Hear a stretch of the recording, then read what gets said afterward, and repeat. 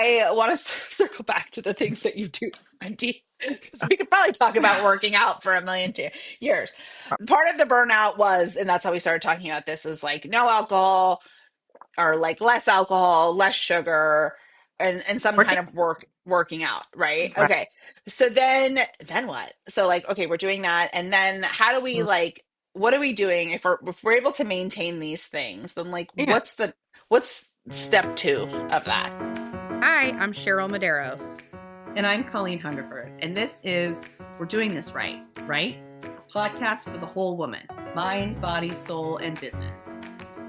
It's humor infused, as real as it gets, inspiring, and you'll walk away with real usable tools for life and business. If you love what you're hearing, please share with a friend, subscribe so you'll never miss an episode, and rate and review whenever you listen. So find your earbuds, lace up your walking shoes, or cozy up with a beverage of your choice. It's time to dig in. Right. Process. So I think it's getting real deal is what I'm saying. Real deal about what is going on in your life, what you want, what your career goals are, what has shifted, like what are we still holding on to that we should not be holding on to anymore. So I'd say about every 6 months, me and my assistant sit down. I'm like, okay, here's how we need to revamp my calendar. And also not Mm, feeling guilty that I'm revamping my calendar and how we do things every 6 months, right? Because there is no yeah. perfect way. Again, it's like what season you're in. So right now, recently, as of like 2 months ago, I'm like, no meetings on Tuesdays. Like no meetings on Tuesdays unless it's an absolute emergency. And if it's an emergency and someone really needs to meet with me, book from the bottom up, meaning I still have all my juicy time on Tuesday to get stuff done, right? Because I'm in Mm, meetings. Like my whole life is meetings. I'm on Zoom pretty much yeah. 24/7 or 9 to 5, whatever. I'm like, but if I can at least still have the juicy part of Tuesday morning up until like I have to get the kids from school and I save my meetings to the end, then that works better as I'm using that Tuesday block to get stuff done. Right. So like Right. that's the biggest change I've made recently. And another change we had to make recently, or like 6 months before that, I was like, Nicole is my assistant. I'm like, where can I make my count? Like, what's not working right now? She's like, Wendy, you need to get your butt in the office at 9. Because I was sort of being like lazy, dropping the kids off at school, going back home, not coming here till 10. She's like, if you could be here at 9, that would be much better. And I noticed, like, I thought it would be like this huge chore, like, oh, I'm losing an hour every morning. That's my downtime. I'm actually much happier being here in front of my Mm, computer. So again, it's like looking to see where you can tweak or also looking to see like what I shouldn't be working on anymore. So when I made a huge career move, like deciding no more, like when I was really burnt out and like miserable in my legal career, it's because I was litigating cases, which means I was mm, going to court for moms, dads, husbands, wives, usually arguing over really stupid things. Like I can't even begin to tell you the stupid things we were arguing over. And it was taking up a lot of time and stress and time on my calendar.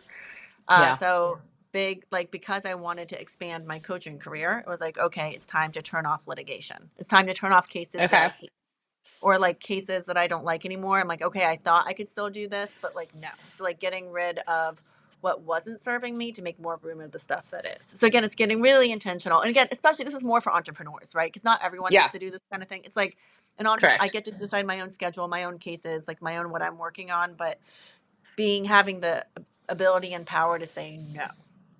So like that was a big one.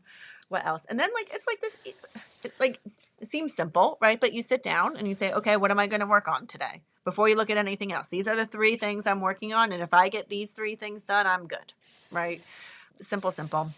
And then the last That's piece, again just taking control of your life and your schedule and not Right. just being responsive to the emails and the phone calls and the texts that come in. It's like yeah, own your day and own the exactly. things that need to get accomplished. Right. And then the last piece is super simple, but I do think it's like the linchpin that keeps it all together, which is every morning. So this is still part of my morning routine before I get on my calendar, before social media, is I used to always have to write it out and now I do it in my head. But it's like scanning my day ahead and getting real with it and saying, okay, where does my intention matter the most? Like what needs my Mm, attention today? And who do I need to be in that moment? Like who am I going to be walking through either like the day or like going to this like meeting or having this podcast or whatever, like who do I need to be in that one moment that's going to take most of my attention that day, and deciding who she is now, meaning well deciding who she is at like 6 a.m. right? So when I'm right. in that moment, I'm not worried about, because I don't think we realize all that mind chatter we have, like, well, how am I supposed to be? Am I nice? Am I mean? Am I this? Am I frantic? Am I calm? Am I this? And like we have all this going on in our head about not only how we're acting, no, not only about the things that we are doing, but then we're also having a judgment on how we are addressing that situation, right? And our Yeah. brains will like jumble about all of it. So instead, like for example, today, it's not really a big event per se that I have other than this podcast, right? But it's also like I've had to be in two places at once all day today, pretty much. Like my day is all day, and it will be that way until 7 o'clock when I get my daughter from gymnastics. Because it like when I Mm. get off this podcast, I literally am going here, there, and everywhere to make everything work and get my two kids to two different places at once. And my morning was like that too, with like court and a phone call, etc. And it's like who I need to be today is just like calm, just like calm Mm. and roll with the punches. So like when I visualized this morning, who is Wendy? She's calm and she rolls through the punches. She knows it's all going to turn out okay. Right. And then if I know I can get through today and just keep reminding myself of that and get through the day as I'm someone that's calm and rolls through the punches and like gets it done with ease, then check mark, like I'm good. And I find that like that's what reduces burnout because we're not frantic. We're not thinking about all the million different people we need to be, but it's just if we can achieve that one thing, that one mindset, and that one particular moment. And today it's more like, I guess, how I'm going to conduct myself through the day. It just gives our brain time to breathe. And Okay, then, so when I was a swimmer, I visualized my races every right, time. I right, have not visualized my day or a meeting or a presentation in ages, and it needs to come back to me. That is Yeah. so valuable. it's key. I I do Really. I do I haven't been doing it recently, but I do that quite a bit. I have done that quite a bit. Like I also have this vision of who I want to be, and I carry that very strongly, like who I want to be just like as a person, as a mom, how I want to be perceived. And it's like sometimes it's just like an image that I think of over and over and over again, or like a blip of something. But I think, but we know, as athletes or former athletes and working athletics, like you're totally right, Cheryl. Like visualizing, and I say that to my kids all the time, but like visualizing your performance beforehand is as effective, if not more effective, than actual practice, right? Right. So that bringing that into your work day, like I just think about now, like if I got up in the morning and took like, I don't know, a minute and just visualized a calm, collected, easy breezy day, and then put that into practice, like, wow, that would Mhm. be so nice. Instead of this Right. morning where I was like a fucking frantic mess Mhm. and I like almost missed a meeting. But I think here's the other thing that I think is tricky is being able to do that when things don't go as planned, Right. right? Like I, I got my kids up ready for school. We're halfway to school, and my daughter's like, I forgot my computer, and I'm like, okay. And there's a lot of people who have like different stances on this. And I am somebody who's like, I'm always going to go and get it if I can, because I don't want her to be stressed out at school. She's 11. Mhm. And so I just said to her, I was like, okay, we don't need to stress about this. It's not something you do on the regular. I'm going to go home. I'll drop you off. I'm going to come back, and it's 25 minutes to school and 25 minutes home. So this is an hour, right? And so then I did it fine. But then I was like, shit, I had to push a meeting. And then shit, I almost forgot about a client meeting. And Mhm. then the whole day felt like really, whole day. It's only 2:45 right now. But like the morning felt really frantic because it was this thing that kind of threw a Just wrench in chronically my normal catching up, plan. just trying to catch Yeah, up to all day. chronically Yeah. catch up. Yeah, yeah. So it's like, I guess, figuring out too, like, how do we keep that vision and keep that like Yeah. consistency throughout the day, or whatever it is. And I even think for this one, right? Like we could be the mom that's like, I can't believe you did that. You messed up my whole day. Da, da, da, da, da. Or you could be like, I'm so glad we were able to get that done. Right. And like we get to still Yeah, choose like how we react to the situation after. Like we can't control everything, but we can right. control. And sometimes we don't even react to it perfectly the first time. Right. And that's Correct. okay. And then we say to our kids, I could have handled that better. I'm really sorry. I'll do a better job next time. Maybe you'll do a better Yeah. job next time. And then use it as a teaching moment. And again, at least righting the ship rather than be like disgruntled for the rest of the day. Like we always have the power to turn it around, right? Right. I'm For thinking sure. of, we recently had a guest on, Anne Marie Treso. She said, Hmm. be a soft place for your kids to land. Yeah. Because, and if my kids are like me, which they probably are, because my husband's like me too, is like, we're so hard on ourselves. Like, I don't need to Hmm. be punished after I've done something. I already am beating myself up. My kids are the same way. Like, I just need to be like, yep, that happened. Okay, now we problem Yeah. solve. Right. Yeah. Agreed. Yeah, it's very easy for, and there's like a lot, there's this narrative out there that some parents are like, let your kids fail, don't bring them the jacket, don't bring them the violin or whatever when they forget it. And I think, chronic forgetting, maybe that's the hard line that whatever, but also like understanding again in every situation, like what is the season that this kid is in? Yeah. My daughter never forgets her shit. I just read all of her progress reports and it was like, she's so diligent and she's so hardworking and she's so this. And it's just like, Hmm. so maybe just chill out and like, and I did say to her, I was like, listen, I'm totally fine, not a big deal. I'm gonna go and get it because today I can. But there are gonna be times when I Yeah. can't go in, when I can't because I have meetings and stuff like that. So not a problem. But also setting up the expectation that it can't be all the time, I think is important too. So Right. I don't know. No, I approach it very similarly. If I can do it, like, and I think my daughter forgot, I don't know, what was it? Oh, her binder and her Chromebook like a week ago. And I had time, like, okay. Like, and she started stressing out about it. I got it. Like, I'm frustrated, but I got it. Don't worry. Yep. It'll be here in like 20 minutes. But then at the same time, same thing. Like, if I have meetings, I'm like, sorry, like, you're out of luck today. Like, I can't do anything. I don't know what to tell you, you know? Yeah. And I think that's also, like as we think about how we handle burnout and all these and also Hmm. crash out. 'Cause I think that's a real thing too. It's like how it, for those of us that are parents, how are we also setting up our kids for success when they're going to start to deal with these things too, That right? Like exactly. understanding that like, yeah, we're here to help and we're here to support you always. I'm always going to be doing that for you. But if it doesn't go exactly how you planned, how Right. do we then handle that now? And I think that that's, man, that's tricky for my kids. They like to know, especially my first two, they like to know exactly what's going to happen, when it's going to happen. They're very like type A. And they're And watching us, right? Like, my kids have yeah, had some like little explosions recently, and I'm looking at them and I'm like, oh, that's me. Like, they have seen me explode in a certain way or me react to a situation a certain way. Oh, goodness gracious. But it's like good yeah, feedback, right? It's good feedback in terms of, okay, where can I do things better? And again, not expecting us to be perfect because we can't, right? But no, I think where moms do a better job in this day and age as opposed to when we were little is that we recognize it, we apologize yes, about it. We say to the kids like, hey, this is what happened. I could have done better here. Maybe you could have done better there.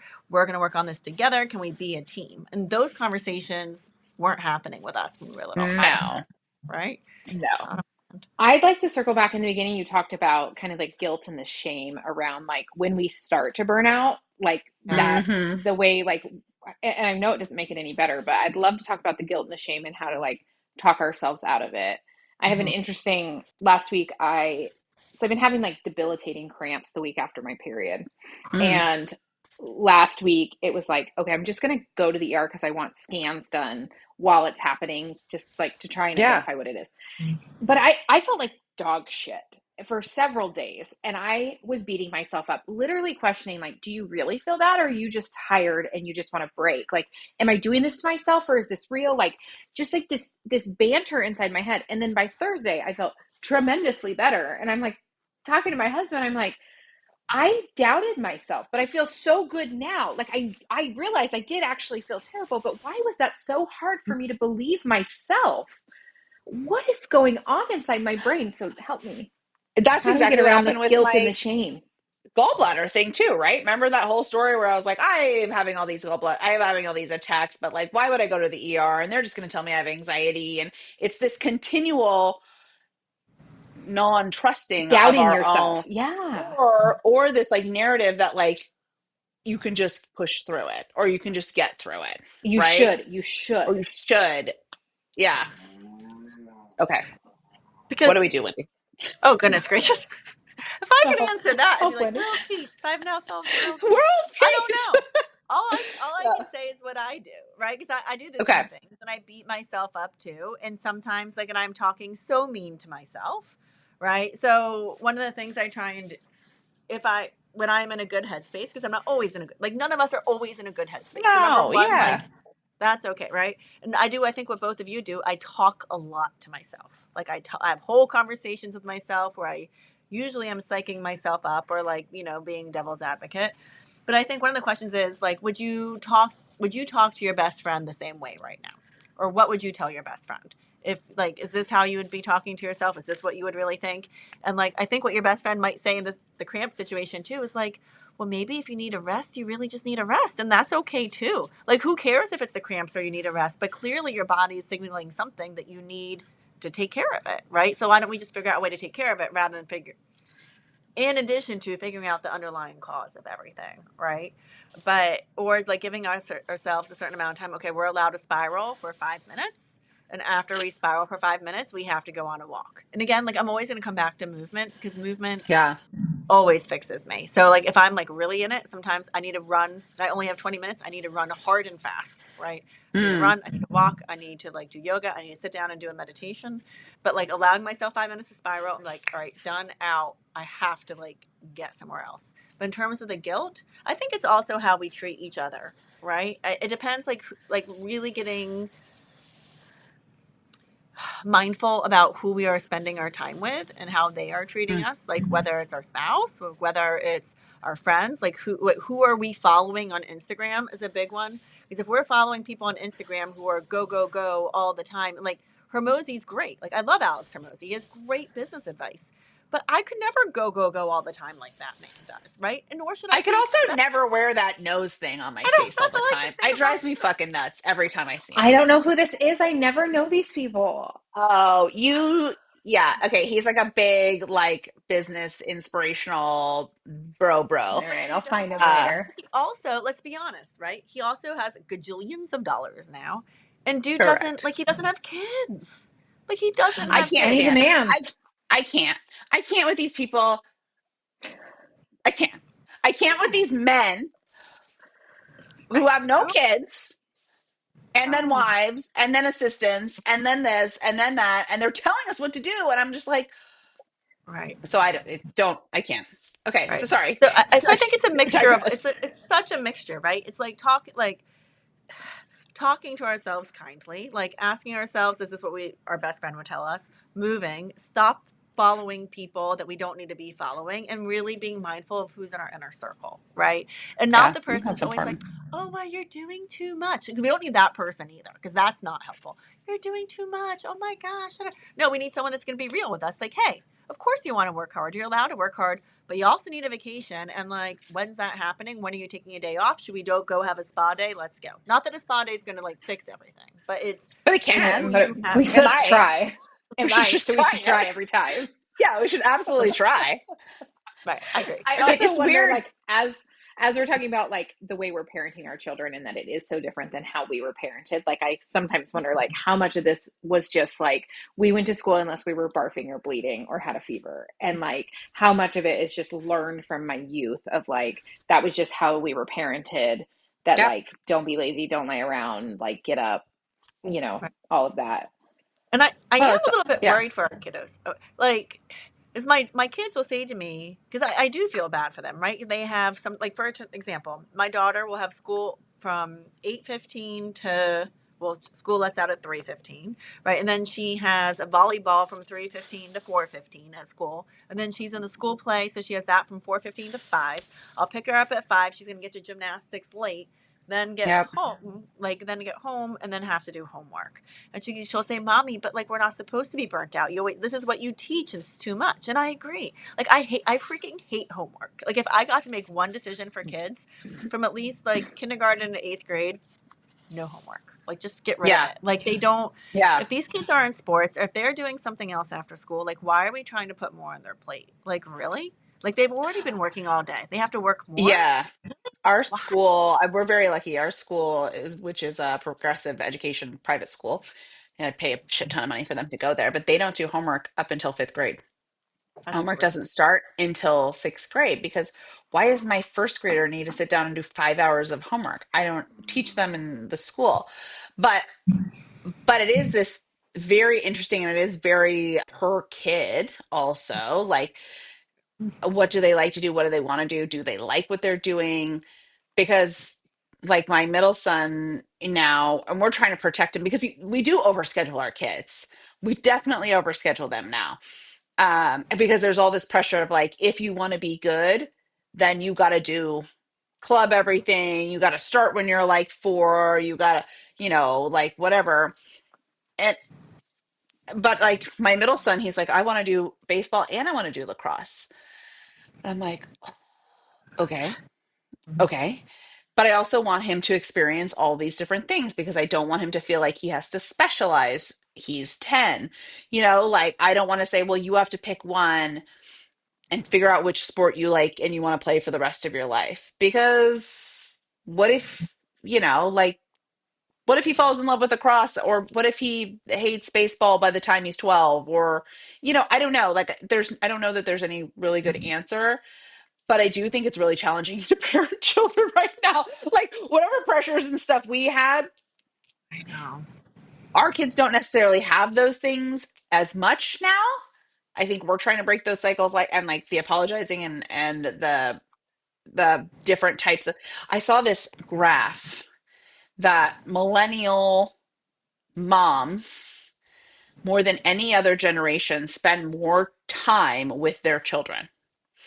Like Oh, they, as a generation, have spent more time with their children than the baby boomers, than the, like Gen X, than even the whatever, what's after millennials, Gen Z. I Zennial? don't know that they're Maybe I'm a Zennials are in Zennial. between. I think I'm a Yours, Zennial. you're a I'm Zennial. I'm like 79. at the bottom. Yeah, so like I'm at the bottom. I'm at 83. So I'm like that, like there's that 79 to 83, 84 they call Zennials or whatever. But millennial moms basically have made it so that they get to spend more hours per day with their children than any other generation. So we have this like generation of children that theoretically are going to be really great. Like theoretically they're going to be really great, but it also takes so much more of our time as moms, right? Well, it's why I had to have my therapist tell me to leave my kids in the after school program longer because Mhm. I feel like compelled that Guilty. I need to do this and I Yeah. need to be there and like I need to get them by 4 because they don't want to be there past 4. But some reason every time I pick them up at 5:30, they don't want to leave. They're having so much fun. They're just fucking pulling my leg, these little assholes. And Well, and some of They it's want just our it's our like, so I was a kid who was always in daycare, like dropped off at 7 in the morning, picked up at 7 at night, right? So for me, I never wanted my kids to experience that. But I remember even when they were like really little and like in preschool and kindergarten and stuff like that, and I would fucking work my ass off to be there so early to pick them up on time, whatever. And they were like, "Can we stay in aftercare?" I'm like, no, get in the car. I just busted my ass to get here. So you guys didn't have to do this. But they also don't know what that experience is like. So it's not negative to them. But I have put this negative connotation on staying in aftercare as that makes me a bad parent because I didn't like it as a child. Right. So, man, I don't know. Parenting's fucking hard. it's I don't know no, what we're doing here. no, it's so funny because like the quote I keep using in my own life right now, just like my parents were divorced, now I'm getting divorced, and my kids have reacted so differently than I did, and so to like different like pieces of news, and I have to keep reminding myself, like my divorce isn't my parents' divorce. The stuff that made Yeah. me upset isn't going to be the same stuff that makes my kids upset. But I think the same Yep. thing with parenting, right? Like our parenting isn't our parenting we give isn't the parenting we received, but it's the same kind of thing. Like what we're going to be upset about, what we were upset about kids, our kids aren't going to be upset about. It's a whole Right. different thing. It's just a whole Right. different. But it's weird because, like, remember when we were growing up, all the things we said we would do as parents. Like, I promised myself that my kids would have their own phone in their room and Oh their my own God. landline.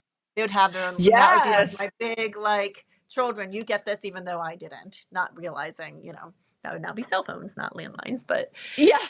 Now yeah, that's a whole different thing. That's it's a a whole whole other thing. well, my kids got a landline. We have the tin can, and I highly recommend it. It's a Oh my landline. God. I love it. oh, Tin can. That's what it's called. It plugs into Okay, I'll look it Wi-Fi, up. and you that's have to so cool. approve who can call and who they can call, like in the app, and then you can set quiet times and stuff.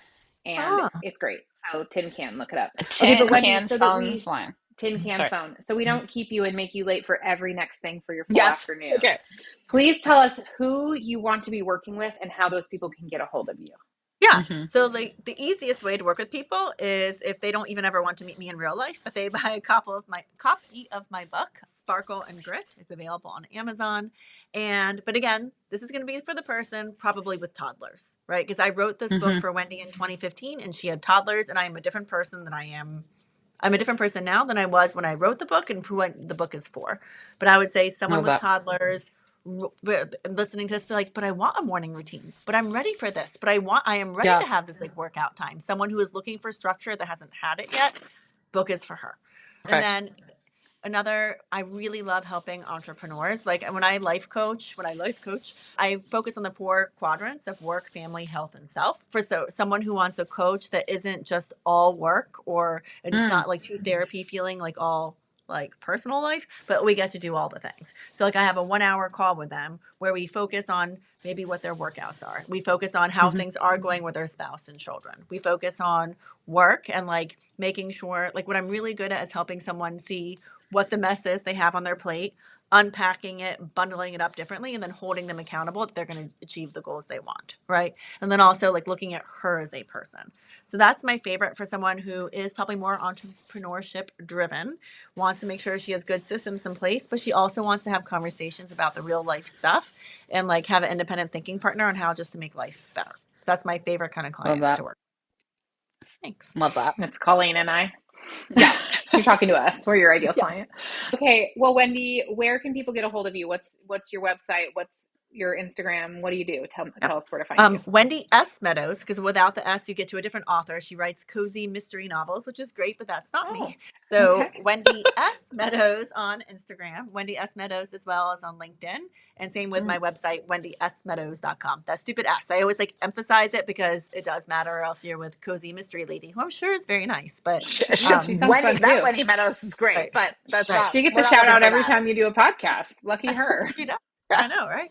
So yeah, Well, LinkedIn, Instagram, and the website. Awesome. amazing. Thank you so much for your time today. We really appreciate you taking the time, and go look up Wendy S. Meadows, you guys. Yep. Beautiful. All right, Thank you. Herd. Keep doing it right.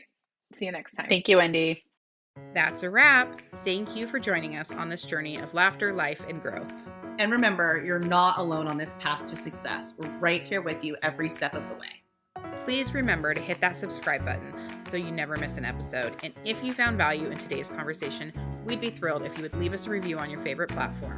Your feedback means the world to us. And don't forget to share this podcast with your friends, family, and anyone who could use a good laugh and some practical insight into navigating the challenges and triumphs of our minds, body, soul, and business. Remember, we're doing this right.